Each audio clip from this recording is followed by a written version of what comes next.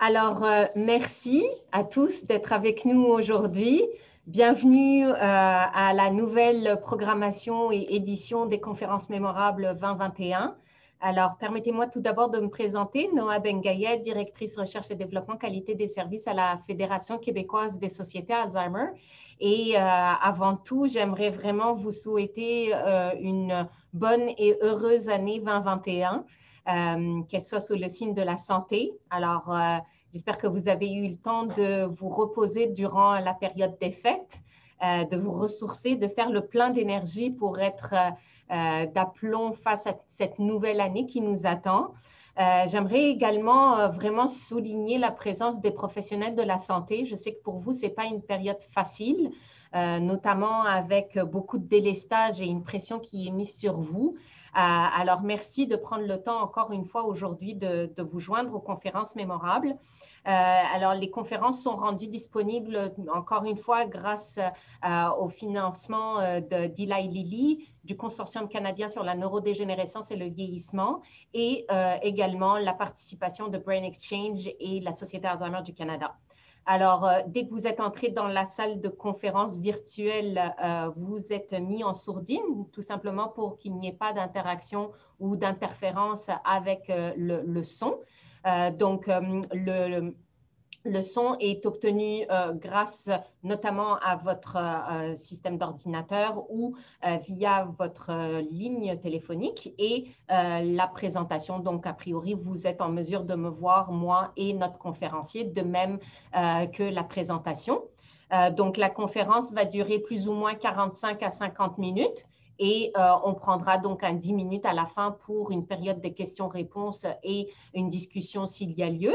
Alors, n'hésitez pas à inscrire vos questions soit dans la boîte de dialogue, donc le chat, ou via la boîte de questions-réponses. Et donc, on prendra le temps de les poser à notre conférencier aujourd'hui. Alors, sans plus attendre, permettez-moi de vous présenter notre conférencier, Dr Marcel Arcan, qui est professeur semi-retraité de l'Université de Sherbrooke et qui travaille également au Centre de recherche sur le vieillissement de l'Université de Sherbrooke. Il a consacré la majorité de sa carrière aux soins palliatifs, notamment également destinés aux personnes atteintes de troubles neurocognitifs. Alors, c'est un réel plaisir de vous avoir avec nous aujourd'hui, Dr Arcan, pour nous parler justement de soins palliatifs dans un contexte de maladie d'Alzheimer. Merci d'avoir accepté notre invitation. La parole est à vous. Merci. Bonjour à tout le monde. Est-ce que ça va bien pour le son? Vous m'entendez bien? Oui, OK. Prochaine diapo, s'il vous plaît.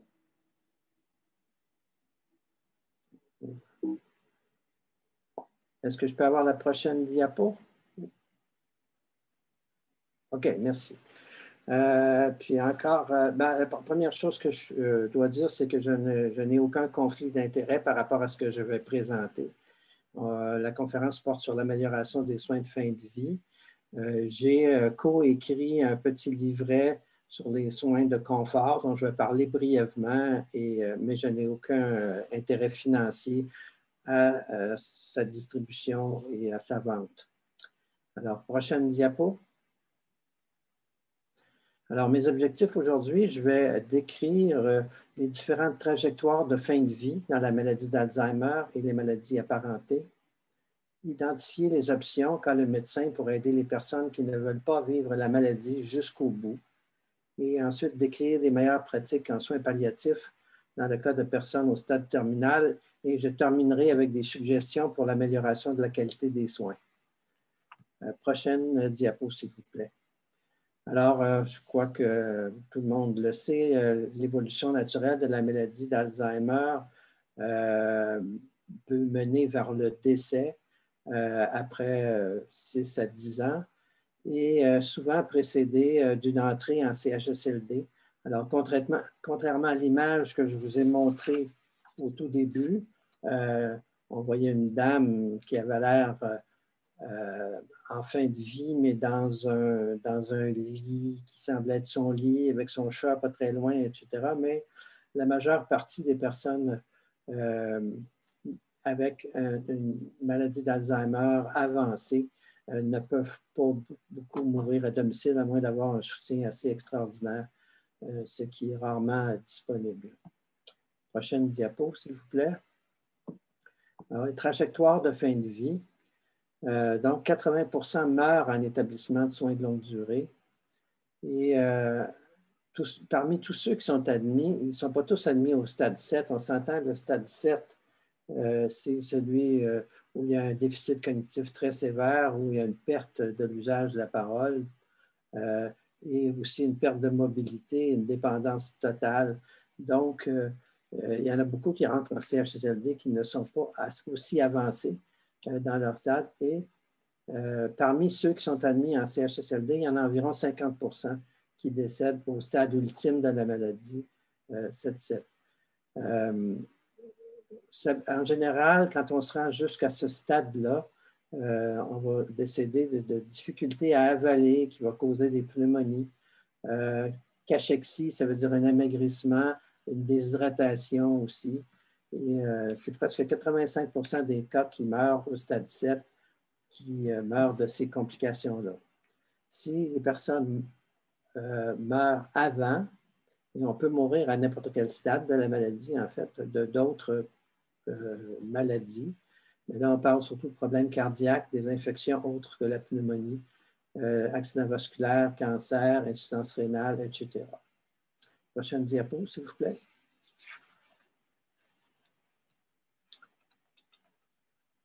OK. Ça demeure difficile de dire combien de temps il reste à vivre aux personnes, est-ce qu'ils sont vraiment en fin de vie, etc. Ce que la recherche a démontré, c'est quand on est au stade 7, donc au stade le plus sévère, qu'une personne fait une pneumonie, on peut la traiter avec des antibiotiques, mais souvent, pas longtemps après, des fois quelques semaines après, il y a une récurrence. Alors, quand on a des fièvres récurrentes, etc., qui sont souvent liées au fait que les gens font ce qu'on appelle des aspirations, c'est que la nourriture va vers le poumon, parfois au lieu d'aller vers l'estomac. Donc, les gens ont de la difficulté à avaler, c'est ce qui arrive.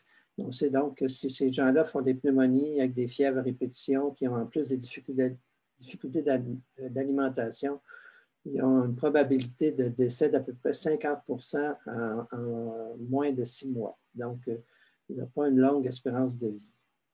Ce qui peut jouer, il y a des facteurs culturels qui sont importants. Par exemple, il y a dans certains centres, notamment dans d'autres pays comme au Japon, et aussi chez les Juifs orthodoxes, on a une prévalence assez grande de sondes d'alimentation, c'est-à-dire de tubes qui sont posés au niveau de l'estomac, puis les personnes peuvent être nourries par des gavages, en fait. Mais disons qu'au Québec, c'est plus rare, même beaucoup plus rare que c'est accepté. Le pronostic aussi va être influencé par les objectifs de soins du patient. Si on a discuté avec le patient avant ou il a fait connaître ses volontés ou encore que la famille nous aide à déterminer ses volontés, il y a des gens qui ne veulent pas vivre les stades ultimes de la maladie si possible. Donc, s'il arrive une complication entre-temps, bien sûr, on va les traiter plutôt de manière palliative. Prochaine diapo. Alors, la recherche, quand on revise toute la recherche qui a été faite sur la fin de vie dans la maladie d'Alzheimer, on se rend compte qu'il y a souvent du sous-traitement qui est mentionné, en particulier au niveau de la douleur, parce que les gens sont incapables ou peu capables d'exprimer la douleur verbalement. Ça va être plutôt un peu d'agitation, des grimaces, des cris, etc. Mais si on ne porte pas attention à deviner qu'il y a peut-être des douleurs sous-jacentes, il risque d'être sous-traité pour la douleur. Il y a aussi un risque de surtraitement, c'est-à-dire que si on ne prend pas le temps de personnaliser les objectifs de soins, il y a beaucoup de gens qui vont être transférés à l'hôpital, qui vont recevoir des interventions souvent assez pénibles. Et en rétrospective, les familles vont nous dire il y a eu du surtraitement. On aurait pas dû procéder à ces transferts-là, etc. Donc, on a les deux. On a du sous-traitement, mais on a aussi du surtraitement. L'autre chose que j'ai notée, c'est que les familles sont souvent insatisfaites des soins de fin de vie, en tout cas plus que dans les unités ou maisons de soins palliatifs où là, le taux de satisfaction est très élevé. Prochaine, s'il vous plaît. Alors, ce qui est important de noter, parce que là, je parle vraiment des gens qui sont en fin de maladie, donc les stades très avancés de la maladie, bien, nous, comme médecins, on a des décisions à caractère éthique presque tout le temps à prendre. Alors, on voit ici le médecin qui se dit, bon, cette dame-là, est-ce que c'est approprié de lui donner des antibiotiques pour sa pneumonie? Est-ce que c'est approprié de lui donner un sérum parce qu'elle est déshydratée quand je sais que aussitôt que j'enlève le sérum, elle va continuer parce qu'elle est incapable d'avaler, elle va redevenir déshydratée. Alors, donc, on dit, est-ce que c'est un soin approprié? Prochaine diapo. Il y a un texte qui m'a beaucoup aidé dans la conception un peu de ma philosophie par rapport aux soins de fin de vie. C'est qu'il y a un éthicien américain qui s'appelle Daniel Callahan, qui, dans un livre qui s'appelle « Controverses en éthique dans les soins de longue durée », a tenté de répondre à la question « Quand est-ce que c'est correct de s'abstenir d'un traitement curatif? » Ici, on dit « OK to stop treatment », mais naturellement, on n'arrête pas des traitements de confort. Mais quand est-ce que c'est correct de ne pas donner d'antibiotiques pour une pneumonie? Quand est-ce que c'est correct de ne pas transférer les patients à l'hôpital, de ne pas chercher à les réanimer, bon, etc. Alors, prochaine diapo. Alors, on lui a dit, si jamais tu as à décider, la personne n'a pas laissé de directive anticipée, puis la famille, il n'y en a pas.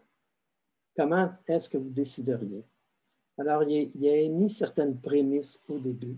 La première étant qu'une personne ne doit pas être traitée différemment parce qu'elle a un diagnostic de démence ou de trouble neurocognitif majeur. Les règles doivent être flexibles pour pouvoir respecter les valeurs et croyances de chacun. Ce qui est proposé s'applique au stade tardif de la démence et non en début.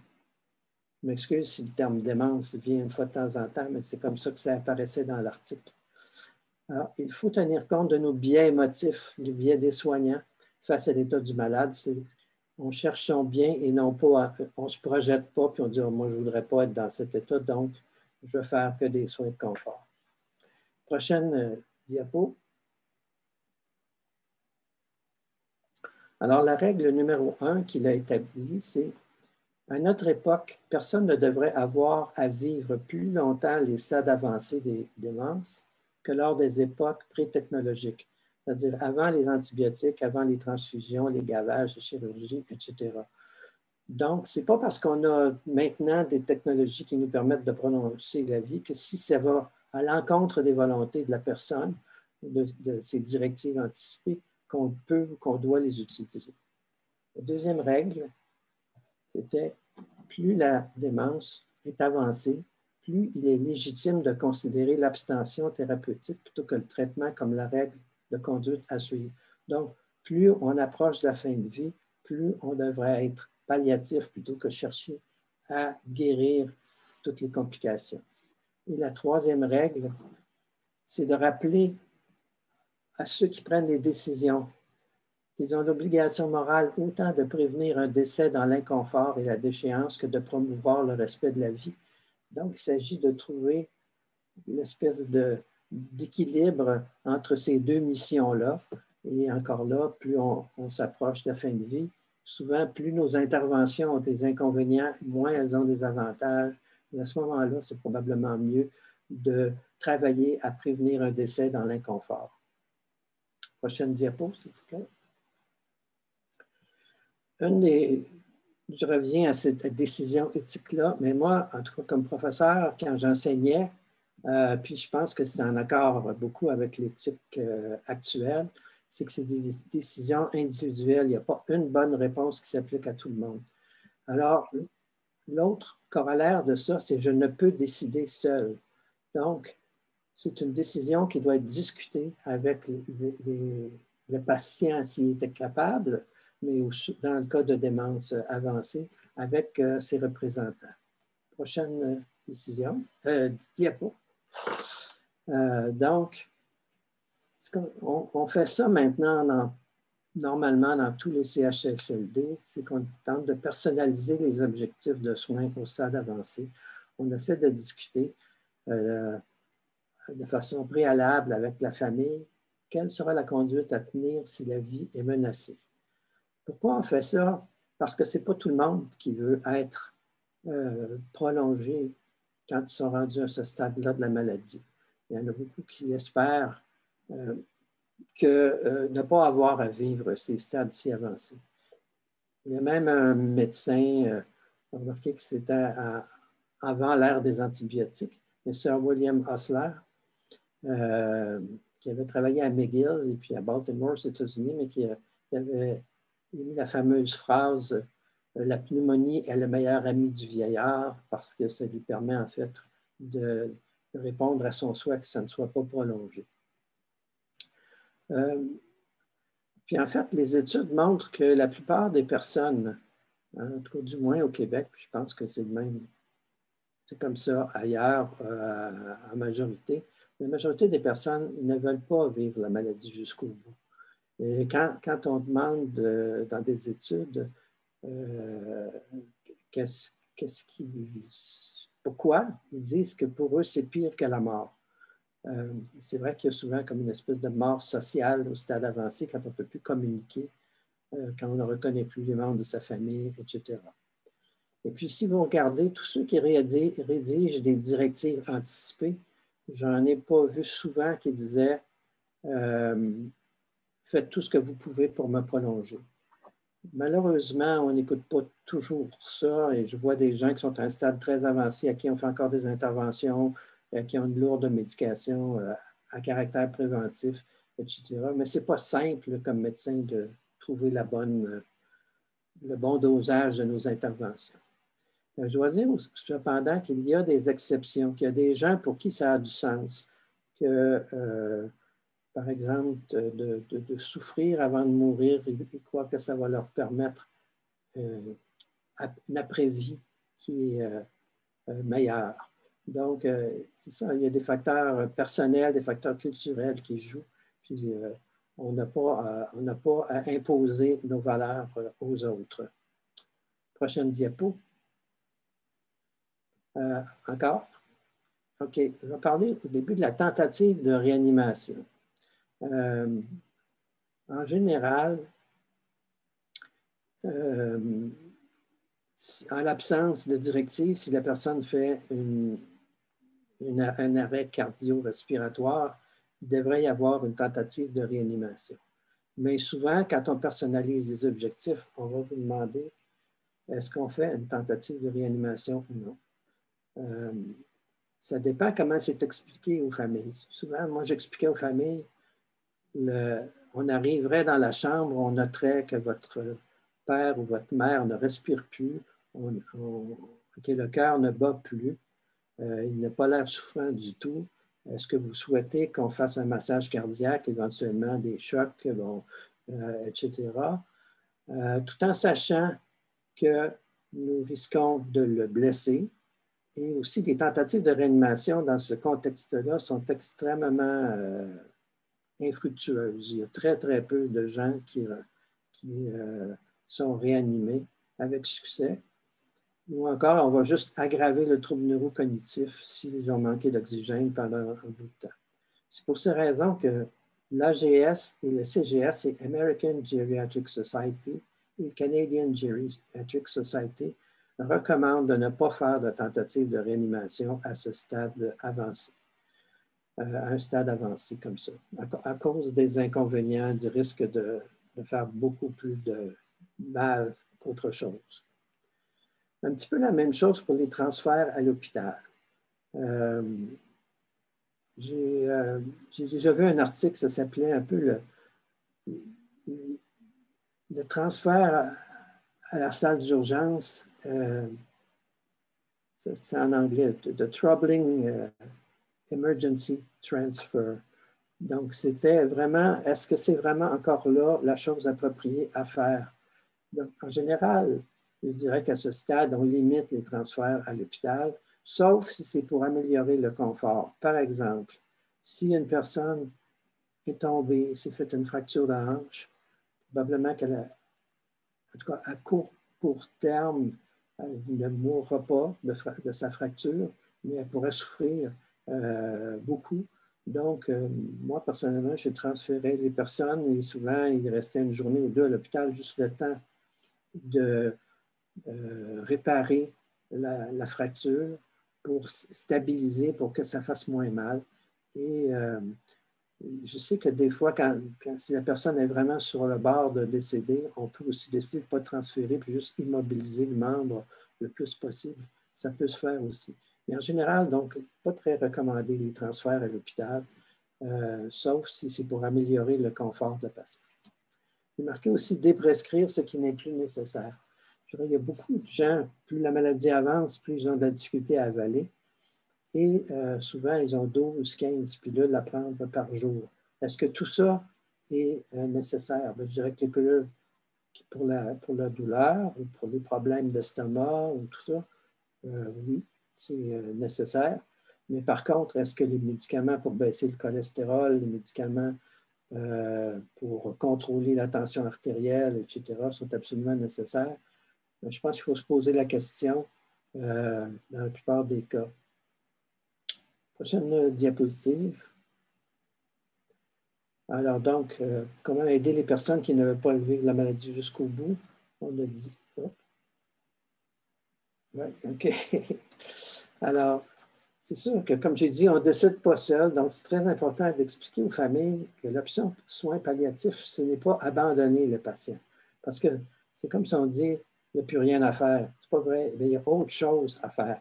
J'ai beaucoup aimé l'expression que j'avais trouvée dans un livre anglais. On dit une approche low-tech, high-touch. Autrement dit, c'est moins technique, mais c'est plus le toucher. Alors, plus l'humain, l'humanisme.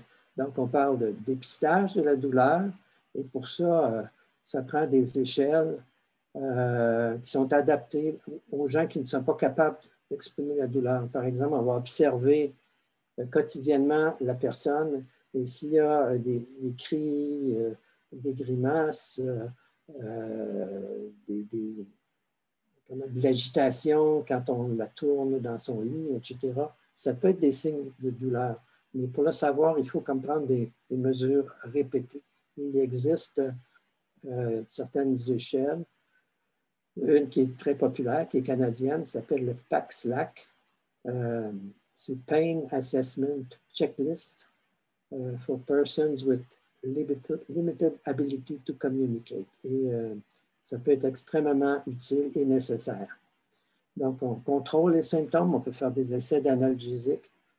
Quand les personnes ont de la difficulté à s'alimenter, il y a quelqu'un qui propose ce qu'on appelle l'alimentation pour le confort, donc comfort feeding, plutôt que d'installer un tube dans l'estomac puis de faire des gavages. Parce que si vous faites ça, la personne, de toute façon, ça peut peut-être la prolonger un petit peu, mais elle peut quand même s'étouffer avec du reflux.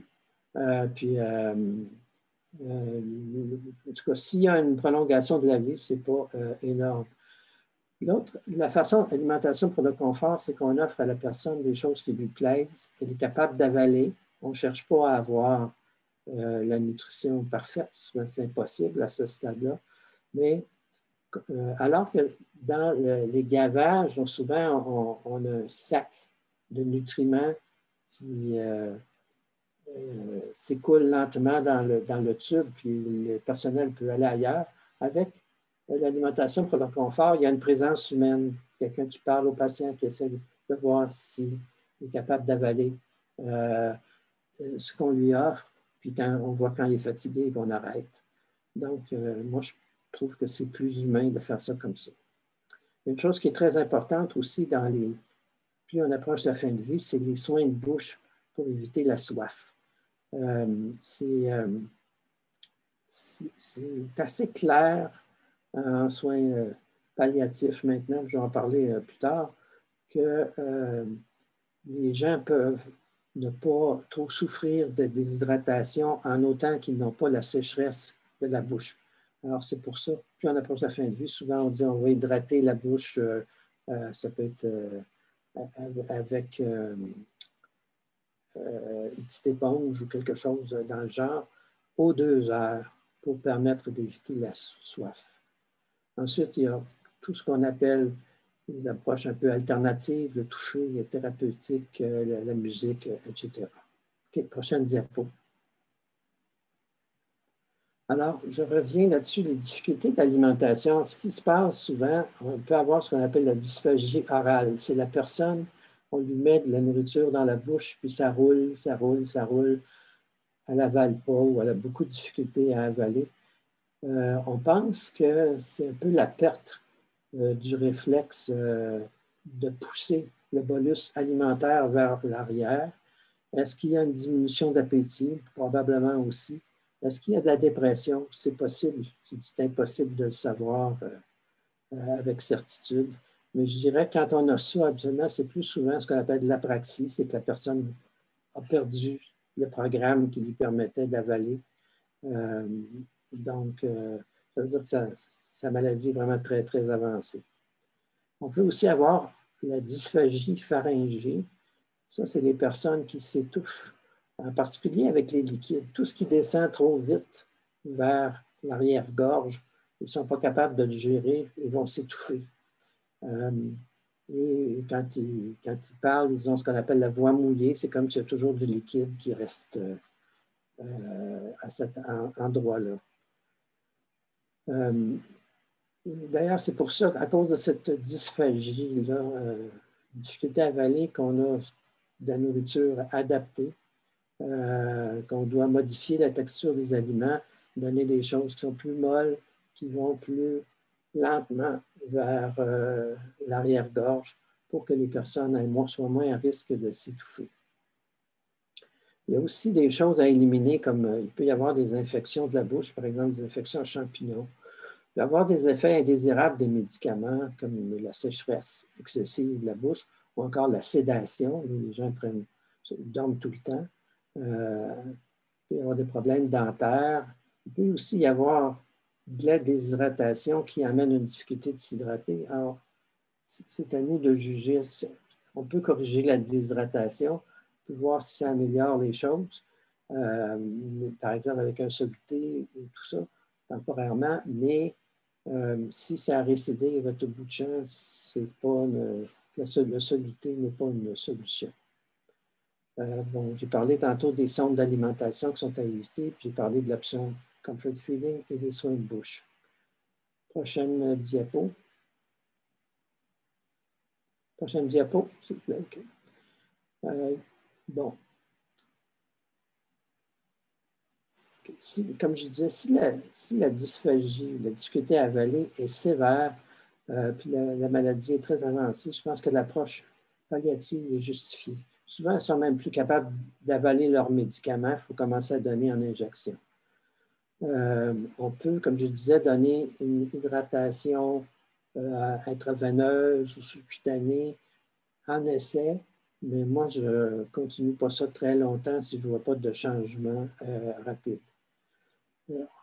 Ceux qui s'occupent de soins palliatifs savent que quand les gens sont vraiment proches de la fin de vie, c'est rare qu'on leur installe un soluté. Pourquoi? Parce qu'il y a eu une étude assez brave, je dirais, où on a, pour des personnes avec cancer en fin de vie, on leur a proposé, on donnait deux sortes de solutés. Un, il y avait 1000 cc, ce qui équivaut à peu près au maintien de base de quelqu'un. Puis il y en a un autre où il y avait juste 100 cc, donc beaucoup moins que ce qui est nécessaire.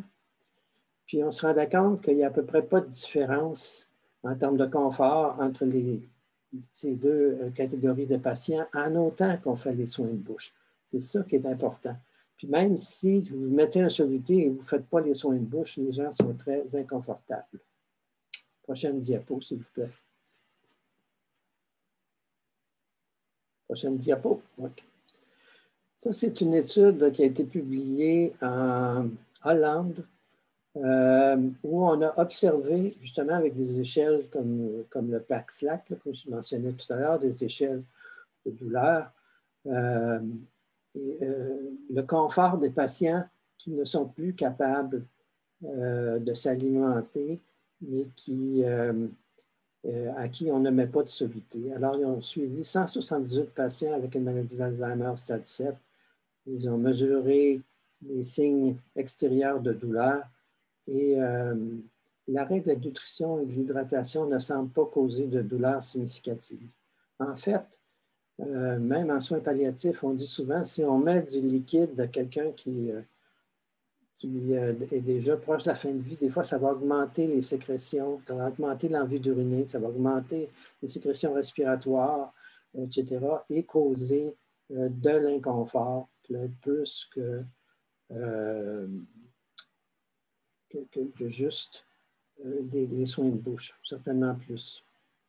Donc, cette étude-là rassure les médecins qui décident de ne pas mettre de soluté aussi. Un autre type d'événement qui s'est produit très souvent, c'est la question des pneumonies à répétition et des fièvres récurrentes. Donc, la personne fait de la fièvre, on pense que c'est une pneumonie. À cause de ses difficultés à avaler, peut-être qu'elle s'est envoyée de la nourriture dans le poumon, etc. Alors, on peut soulager ces personnes-là avec une antibiothérapie. Mais quand ils sont vraiment au stade très avancé de la maladie, l'évolution, c'est souvent vers une récidive rapprochée et une fin de vie peu confortable. Donc, on peut prolonger, mais avec très peu de qualité de vie pour la suite. On peut, au contraire, donner juste un traitement symptomatique. Puis même si on donne des antibiotiques, souvent, il faut aussi donner des médicaments comme la morphine, parce que la pneumonie, elle, contrairement à la déshydratation, elle semble douloureuse, avec les observations qu'on a faites avec les échelles de douleur. La pneumonie est nettement plus douloureuse que la déshydratation. On peut aussi, si les objectifs de soins qu'on a personnalisés, c'est d'opter pour ne pas prolonger la vie, on peut juste se contenter d'offrir une bonne analgésie, une bonne sédation. Donc, analgésie, j'en parlerai tout à l'heure, mais le principal médicament quand les gens ont des douleurs et des difficultés respiratoires, c'est la morphine. À ce stade-là, souvent en injection. J'ai marqué sédation aussi parce que je pense qu'il n'y a pas beaucoup d'avantages à ce que la personne soit bien éveillée quand elle a mal. Donc, souvent, on va donner la morphine accompagnée soit du Versed ou Ativan, des médicaments qui relaxent et qui font dormir et qui sont, d'après moi, appropriés dans ce contexte. Une autre raison aussi pour limiter l'usage des antibiotiques, c'est que plus on en prescrit, plus il se développe des bactéries résistantes aux antibiotiques et ça peut devenir compliqué dans notre milieu à un moment donné pour d'autres patients qui en auraient besoin de donner les antibiotiques qui fonctionnent contre ces bactéries résistantes. L'autre aussi désavantage, quand les gens ont reçu plusieurs antibiothérapies, ils peuvent développer l'infection assez difficile, Clostridium difficile, qui va encore là rendre misérable leur fin de vie. Prochaine diapo. Donc ça, j'en ai parlé, des douleurs. Je pense qu'on est tout à fait justifié quand les gens ont des signes extérieurs qui nous font penser qu'ils peuvent avoir de la douleur, de donner des analgésiques. Si la personne est capable d'avaler, on peut y aller avec du Tylenol 4 fois par jour. Mais lorsqu'on est rendu en fin de vie, c'est vraiment la morphine. Ce n'est pas la morphine qui tue les patients, c'est vraiment leur maladie. La morphine, elle diminue le travail respiratoire, elle diminue la sensation de douleur. J'ai parlé de l'ajout de sédatif tantôt. Puis il y a aussi le fameux problème des râles terminaux. Souvent, les gens vont avoir une respiration très mouillée, très bruyante vers la fin. Et là, il y a deux écoles de pensée. Il y a des gens qui disent, bien, ils sont tellement avancés, si tu donnes la morphine, puis tu donnes la sédation, tu n'as pas besoin de traiter ces râles-là, parce que dans le fond, ça dérange ceux qui sont à côté du patient. C'est un peu comme le ronflement, mais ça ne dérange pas le patient lui-même. Mais il y en a d'autres qui disent au contraire, c'est mieux d'essayer de diminuer ces sécrétions-là. En général, on peut faire des aspirations au niveau de la bouche, mais pas trop loin, parce qu'on va juste provoquer encore plus de sécrétions. Il y a des médicaments, un qui s'appelle la scopolamine, qu'on peut donner en injection, qui a l'avantage de faire dormir le patient, en plus de diminuer les râles. Surtout si on le donne de façon régulière, assez tôt dans le processus. Prochaine diapo, s'il vous plaît. Donc, bon, je ne me rappelle plus pourquoi j'ai remis ça là. J'ai pu la remettre. Ah oui, c'est ça. J'ai dit, je ne peux pas décider seul. Alors, comment se prennent les décisions? Il faut donc partager autant que possible les décisions avec les proches du patient, avec ses représentants.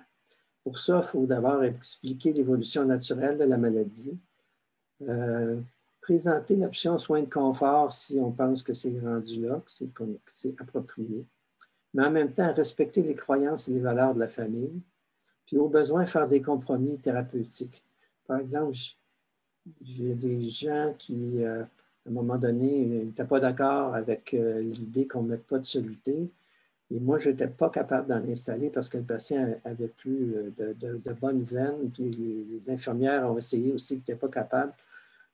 On l'a transféré, ce patient-là, à l'hôpital, où finalement, le médecin là-bas a installé un soluté, mais qui s'est infiltré très rapidement quand le patient est revenu. Mais là, la famille, parce qu'on avait fait le compromis de l'envoyer à l'hôpital, a bien compris où on était rendu, puis la confiance était là pour la suite des soins. Un des avantages de la décision partagée aussi, c'est que ça diminue le stress émotionnel des proches. Parce qu'on a des proches qui ne veulent pas participer aux décisions, qui trouvent ça trop difficile, mais à ce moment-là, on essaie de connaître un peu qu'est-ce que le patient nous dirait s'il était capable de nous parler. Puis mais la plupart des proches sont prêts à partager la décision avec nous. On a parfois des familles qui veulent imposer leur décision. Ça, c'est plus compliqué un peu. Prochaine diapo. Juste avant que je parle des familles qui veulent beaucoup d'intervention, je parlais que la recherche a démontré que les familles apprécient. Un, c'est le soulagement efficace. Deux, d'avoir l'information et des réponses à leurs questions. Qu'il y ait une attitude dévouée des soignants, qui voient que le soignant a de la compassion, qu'il y ait des discussions avant la crise. Et comme je disais aussi, ne pas porter seul le fardeau des décisions. Prochaine diapo. Alors, si on a des familles qui demandent des traitements que nous, comme médecins, on juge futiles, comme je dis, envoyer à l'hôpital, répéter toutes sortes d'interventions, à ce moment-là, ce qui est important, c'est d'essayer de comprendre les motivations des familles qui veulent des interventions plus agressives. Alors, alors, est-ce que c'est en raison d'une volonté exprimée par le patient qu'il souhaitait être prolongé, même rendu à ce stade-là? Est-ce que c'est parce qu'il n'y a pas de directive puis que le fardeau décisionnel est trop important? Ça m'est arrivé déjà, j'avais essayé de décider avec la famille n'était pas capable du tout. Et à un moment donné, après 7 jours d'un soluté qu'on avait mis, j'ai décidé moi-même de l'arrêter. Et la fille, la patiente qui n'était pas capable de décider, quand elle a su ça, elle m'a dit merci beaucoup. C'est vraiment, je pense qu'elle était, j'avais décidé, donc je n'ai pas eu, je n'ai pas le fardeau décisionnel. Il peut y avoir de la culpabilité ou des conflits intrafamiliaux. Par exemple, quelqu'un a été admis récemment en soins de longue durée et le conjoint qui est encore vivant est aux prises avec certains enfants qui l'appuient, puis d'autres qui disent « Maman, tu aurais pu le garder », etc. Alors, si elle se sent coupable et qu'elle a en plus à décider, à partager la décision de cesser des traitements ou d'aller vers seulement des soins palliatifs, ça peut être extrêmement culpabilisant. Et les aspects culturels dont j'ai parlé, il y en a il y a certaines cultures pour qui même l'arrêt de l'alimentation, c'est comme ça ne se fait pas, c'est comme un minimum de soins qu'on doit continuer à offrir. Il y a beaucoup aussi de la perception de la qualité de vie du patient. C'est-à-dire que l'équipe peut dire « Ce patient-là, on pense qu'il n'y a pas de qualité de vie », mais la famille, le proche qui vient te voir régulièrement dit « Ben, moi, je pense qu'il y en a de la qualité de vie. Il sourit quand il me voit. Il apprécie les petites douceurs que je lui apporte, etc. » Donc, il faut tenir compte de ça, naturellement. Il peut y avoir un manque de confiance versus l'équipe soignante, particulièrement si, comme moi, comme médecin de garde, j'arrive, on ne me connaît pas, puis je propose d'emblée une solution plutôt palliative. Ça m'est déjà arrivé qu'on m'a dit, on peut-tu parler à son médecin traitant avant? Puis on l'avait appelé, et de fait, elle avait proposé un compromis, puis ça avait fonctionné, mais ça m'avait permis de gagner la confiance de la famille, encore une fois. La peur de l'abandon du patient, comme j'ai expliqué, mais surtout dû à l'ignorance de l'option soins de confort. Prochaine diapo. Alors, c'est pour ça qu'avec une infirmière, dans le temps, j'avais écrit un petit livret qui s'appelle « Les soins de confort en fin de vie » pour les personnes atteintes de maladies d'Alzheimer et d'autres maladies semblables. On l'a fait étudier par des familles, on l'a utilisé beaucoup, c'est bien accepté. Je donne la référence à la fin si jamais vous voulez m'écrire pour avoir une copie électronique ou il y a aussi une adresse que je vous donne si jamais vous voulez des copies papier que vous devrez payer. Je ne me rappelle plus des prix, mais en tout cas, c'est quand même assez utilisé au Québec, un peu partout. Bon, maintenant, le thème de la conférence, c'était surtout comment améliorer la qualité des soins de fin de vie.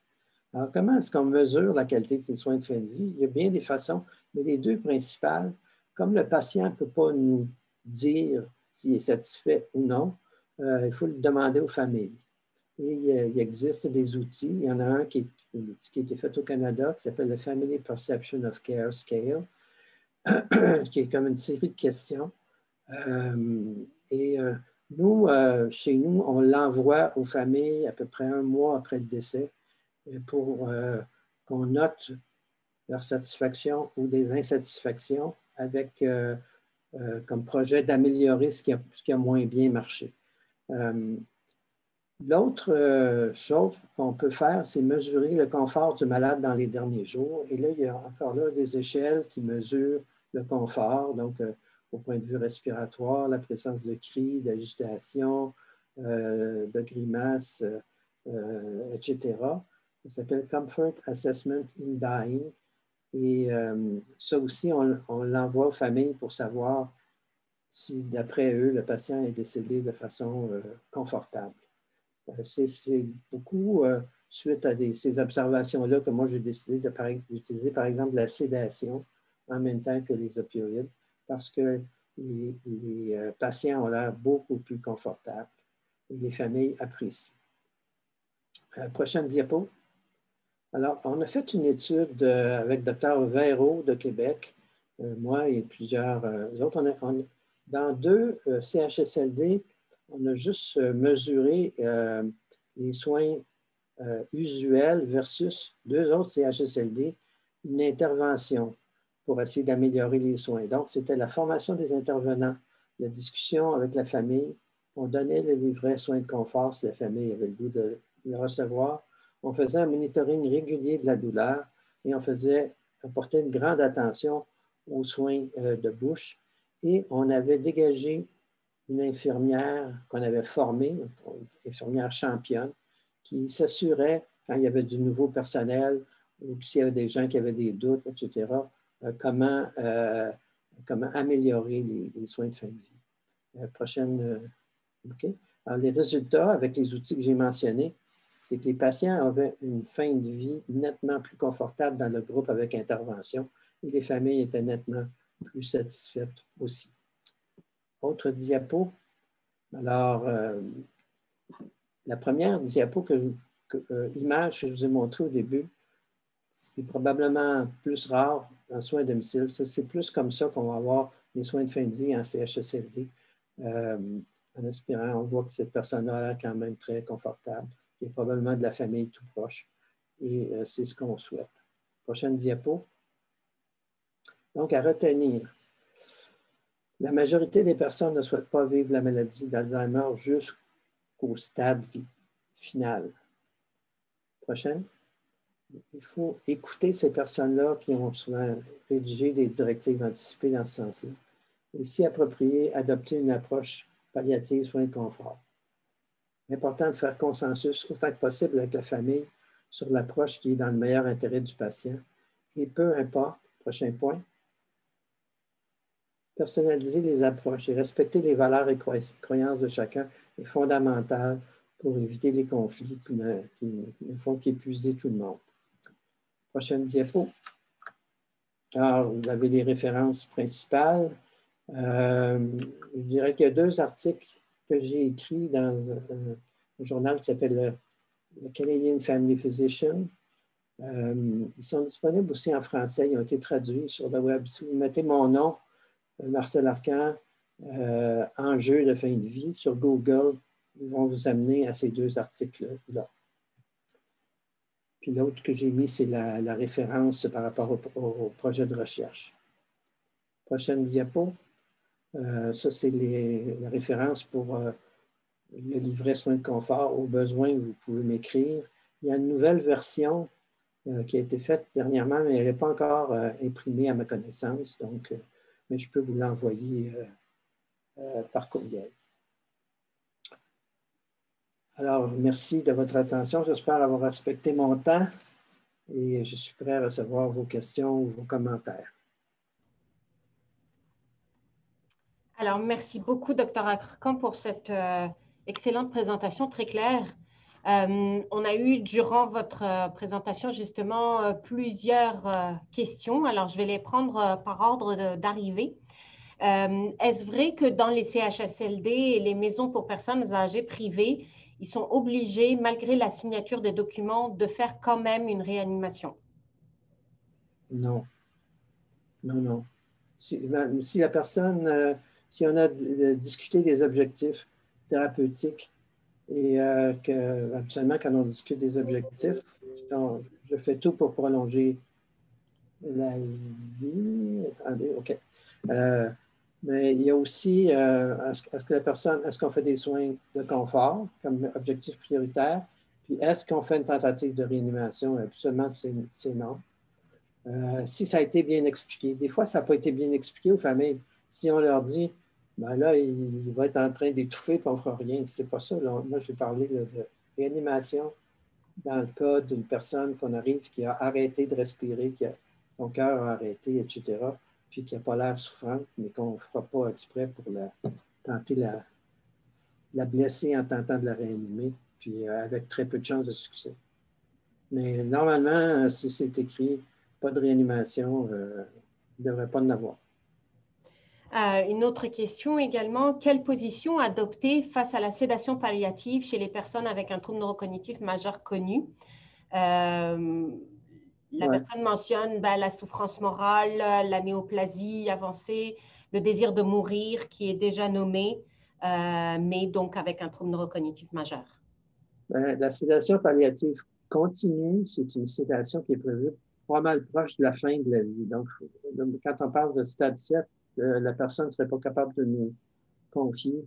Mais c'est pour ça, quand je dis que la personne a l'air souffrante, puis qu'on donne de la morphine sur une base régulière, puis on donne un sédatif sur une base régulière, comme la Versed ou l'Ativan, ça en est une forme de sédation palliative continue, sauf que c'est aussi considéré comme simplement les soins palliatifs usuels et on n'est pas obligé de le faire. Donc, la sédation palliative continue quand il faut signer des papiers, que la famille signe aussi. C'est un contexte où on a peut-être, on n'est pas sûr que ça va se terminer rapidement, et que la personne a vraiment des souffrances très, très importantes, puis c'est la seule façon de la soulager, c'est de la faire dormir. Et puis à ce moment-là, avec le risque qu'elle ne se réveille jamais et qu'elle ne puisse plus manger ou communiquer avec les siens. Je dirais que c'est un autre contexte. C'est beaucoup utilisé dans le contexte du cancer et des soins palliatifs pour les personnes cancéreuses, dans les maisons de soins palliatifs puis à l'hôpital. Mais dans un CHSLD, moi, je ne pense pas que c'est nécessaire de sortir la paperasse de la sédation palliative continue quand on donne des soins usuels de fin de vie. Vous avez justement parlé des directives médicales anticipées. À quel stade de la maladie doit-on justement les faire appliquer? Est-ce que c'est à n'importe quel moment dans la trajectoire de la maladie? Là, je pense que la loi est quand même assez claire là-dessus, mais je vous laisse le temps d'y répondre. Ça dépend des directives. Actuellement, les directives anticipées, on peut refuser des traitements, mais on ne peut pas demander des choses. On ne peut pas demander, par exemple, l'aide médicale à mourir si on devient inapte. Donc, on peut refuser les gavages, on peut refuser l'hémodialyse, on peut refuser le transfert à l'hôpital, etc. À quel moment on l'applique? Bien, absolument, on l'applique au moment où la question se pose. Donc, c'est en général assez tardivement dans la maladie. Mais encore là, il peut y avoir quelqu'un qui est admis à un stade précoce, plus précoce de la maladie, au stade 5 ou stade 6, puis qui fait un accident vasculaire cérébral, puis qui est plus capable de s'alimenter. Bien là, on peut tenir compte. Mais elles ne sont pas contraignantes, ces directives-là, sauf si, je pense, elles sont dans le registre des directives anticipées du gouvernement, mais si c'est juste un document style testament de vie ou associé à une procuration ou quelque chose comme ça, ça nous aide à décider d'aller plus vers le palliatif, mais on ne peut pas obliger les gens à suivre ça à la lettre. Souvent, ce n'est pas rédigé en termes très clairs. Donc, mais c'est sûr, je crois, par exemple, en tout cas au risque de me tromper, que si la personne a inscrit ça au registre de soins palliatifs du Québec, qu'elle a dit qu'elle ne voulait pas de gavage, puis qu'on lui en met pareil, là, la personne qui installe le gavage aurait des problèmes. En effet, les directives médicales anticipées sont enregistrées dans le registre des directives médicales anticipées. Par contre, les professionnels de la santé ont l'obligation de respecter les directives qui ont été stipulées par la personne. Ouais. C'est pour ça que c'est important aussi qu'il y ait cette conversation aussi avec le médecin traitant pour savoir qu'est-ce que ça représente, ces soins qu'on accepte ou qu'on refuse aussi. Je pense que cette discussion est importante. Une question aussi un petit peu plus éthique, mais qui rejoint aussi tout l'aspect des DMA. Comment est-ce qu'une personne atteinte de troubles neurocognitifs sévères peut demander à ne pas se rendre jusqu'à la fin de la maladie? Vous avez répondu un petit peu, mais oui. Oui, non, mais en fait, on parle de directives anticipées. Ça peut être écrit, mais ça peut être juste verbalement aussi, juste en parlant avec les membres de sa famille. Il y en a des fois, ils ne voudraient pas, faire comme mon frère qui est mort en CHSLD, puis ça s'est étiré très longtemps, etc. Parce que quand on discute avec la famille, quelle est la meilleure décision à prendre pour ce patient à ce moment-ci de sa vie, bien, on tient compte de ce que le patient a exprimé verbalement, même si ça n'a pas été écrit. Donc, je ne sais pas si ça répond à la question. Mais... une autre question est encore toujours par rapport justement à l'implication de la famille et le processus décisionnel qui entoure justement les soins de confort. Une amie de longue date souffre de la maladie d'Alzheimer. Elle réside présentement dans une résidence dont je doute l'expertise. Elle est sous la curatelle publique. Ouais. La curatrice la visite une fois par année et j'évoque qu'il se prépare pour faire des visites aux 2 ans. Dans ce cas, qui prendra la décision? Mais normalement, quand l'équipe de soins a ce genre de décision à prendre, on appelle la curatelle pour en discuter. Et on appelle aussi des fois des membres de la famille qui ne sont pas les curateurs, mais qui ont droit au chapitre aussi là, dans cette décision-là. Dans le sens au moins d'être informé, au minimum d'être informé. Je veux dire que le curateur a tendance à être plutôt interventionniste plus que les médecins, mais si on explique bien la situation, qu'on pense qu'on est rendu au stade où c'est plus des soins de confort, c'est très bien accepté. Une autre question également, quand une personne est aux soins palliatifs et il y a de la sédation et de la morphine, qu'elle semble dormir profondément, calmement, la personne peut-elle entendre ce qu'on dit ou ressentir nos caresses? Probablement, à moins d'être en coma profond, si c'est juste une sédation, puis je pense que oui. Moi, j'ai tendance à dire aux familles, oui, la personne peut entendre ce qu'on dit. Est-ce qu'elle comprend tout parfaitement? Non, mais si on la touche et qu'on lui parle doucement, je suis certain que c'est un effet positif. Je parle, à moins d'être en coma profond, comme si vous étiez en salle d'opération après avoir reçu des anesthésiques, là, etc. Là, vous ne ressentez pas, puis vous n'avez pas connaissance de rien, mais à moins que l'anesthésie commence à baisser. Là, des fois, il y en a qui ont entendu leur chirurgien, etc. Mais sinon, quand ils sont en coma profond, ils n'entendent pas. OK.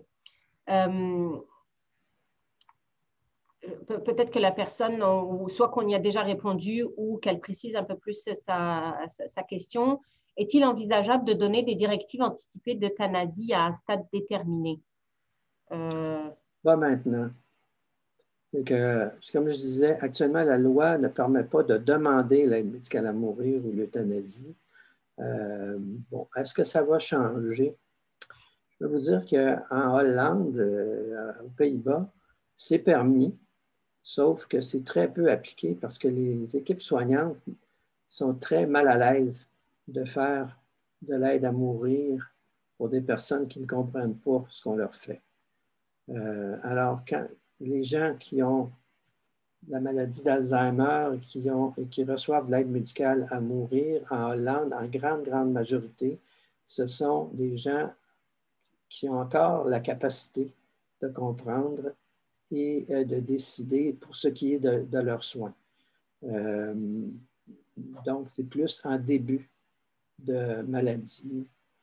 Là, la question qui va se poser bientôt au Canada, etc., est-ce que ça va être possible de le faire, disons, si on n'est pas trop avancé dans la maladie, de demander l'aide médicale à mourir? Je peux vous dire qu'en Colombie-Britannique, il y a eu des cas où ça s'est fait. À ma connaissance, pas au Québec actuellement, mais des gens disaient, ils répondaient aux questions maladie grave, incurable, déclin avancé, parce qu'ils étaient quand même dépendants au niveau fonctionnel, mais ils avaient encore gardé leur aptitude. C'est pas, quand on parle d'aptitude, c'est de comprendre leur maladie, de comprendre c'est quoi l'aide médicale à mourir, puis de ne pas changer d'idée à toutes les heures. Donc, ça pourrait être possible, mais j'avoue que c'est sur une très petite échelle. En Hollande, je pense qu'il y a eu peut-être une soixantaine de cas pour toute l'année 2019. Donc, pas beaucoup par rapport aux milliers de cas qui ont reçu l'aide médicale à mourir pour du cancer ou d'autres maladies comme le maladie. On vous a perdu là peut-être? OK, parfait. Vous avez peut-être une collègue là qui vous laisse un message. Alors, merci beaucoup pour votre beau travail. Vous nous manquez sur le terrain. Ouais. Merci mille fois, une approche empreinte d'humanité et dans un langage très accessible. Vous avez mentionné au début que les familles, notamment, étaient beaucoup plus satisfaites des soins palliatifs lorsqu'ils étaient donnés dans un contexte de maison de soins palliatifs versus les CHSLD. Sachant que quand même une très grande majorité de la population dans les CHSLD est atteinte de la maladie d'Alzheimer, que les transferts de CHSLD vers les maisons de soins palliatifs se font très rarement. Est-ce qu'on devrait favoriser de plus en plus la création de maisons de soins palliatifs spécifiquement pour les personnes atteintes de troubles neurocognitifs. Et donc, à ce moment-là, de leur donner les soins appropriés versus peut-être des soins qu'ils auraient dans les CHSLD? Je pense que c'est impossible parce que à peu près 80% des gens qui sont en CHSLD, en fait, presque tout le monde qui va en CHSLD va décéder sur place. Puis, il y a une grande majorité, c'est des personnes avec la maladie d'Alzheimer ou une maladie apparentée. D'après moi, ce qu'il faut, c'est plutôt équiper les CHSLD pour donner de meilleurs soins palliatifs. Tantôt, je parlais de l'intervention qu'on avait faite, puis de la notion d'une infirmière championne en soins palliatifs. Un des problèmes en CHSLD, c'est la présence médicale. Souvent, le médecin passe, mais la famille n'est pas là, ou ils vont se plaindre de ne pas avoir pu rencontrer le médecin. Mais s'ils ont rencontré une bonne infirmière, souvent, qui va leur donner le livret, qui va discuter des enjeux parce qu'elle est bien formée sur le sujet, en général, ils sont très satisfaits aussi. Sinon, les insatisfactions, ça touche beaucoup au surtraitement là, ou au sous-traitement aussi, parce que bon, on n'a pas bien soulagé. Mais souvent aussi, il y a eu des interventions que les gens n'étaient pas nécessairement d'accord, qui ont été poursuivis pendant un bon bout de temps, puis, etc. Donc, moi, je crois beaucoup à la présence de personnel mieux formé. Puis, en particulier, si vous avez une infirmière qui est particulièrement bonne dans la communication avec les familles, puis qui comprend bien les approches de soins palliatifs, qui peut les expliquer, je pense que ça rendrait énormément service. Puis c'est difficile de demander une présence médicale quotidienne. Je pense que c'est demander l'impossible. Donc, elle peut agir en équipe avec le médecin, puis au besoin, mettre la famille en contact avec le médecin.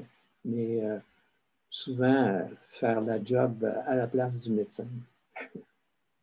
Parfait. Bien, écoutez, je pense que on a dépassé de quelques petites minutes là, notre horaire. Alors, pour permettre aussi au monde de retourner au travail, j'aimerais vraiment vous remercier, Dr. Arcan, pour cette excellente présentation et puis surtout vos lumières par rapport aux soins palliatifs. La loi, justement, sur les soins de fin de vie a beaucoup porté sur l'aide médicale à mourir.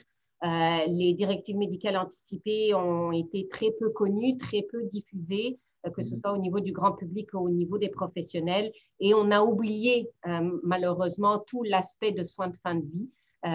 Donc, je pense que c'était important de l'aborder aujourd'hui, surtout aussi dans le contexte de la pandémie, qui a beaucoup touché les personnes atteintes de troubles neurocognitifs majeurs. Alors, vous allez recevoir à la fin aujourd'hui l'enregistrement du webinaire, et de même qu'une courte évaluation, si vous pouviez y répondre, ben, ça nous aide aussi à préparer les prochaines éditions et puis à répondre à vos besoins. Et puis, ben, surtout, n'hésitez pas à vous inscrire au prochain webinaire du mois de février qui va être donné par professeur Edith Hamel, notamment sur la maladie vasculaire, donc, ou encore la maladie mixte.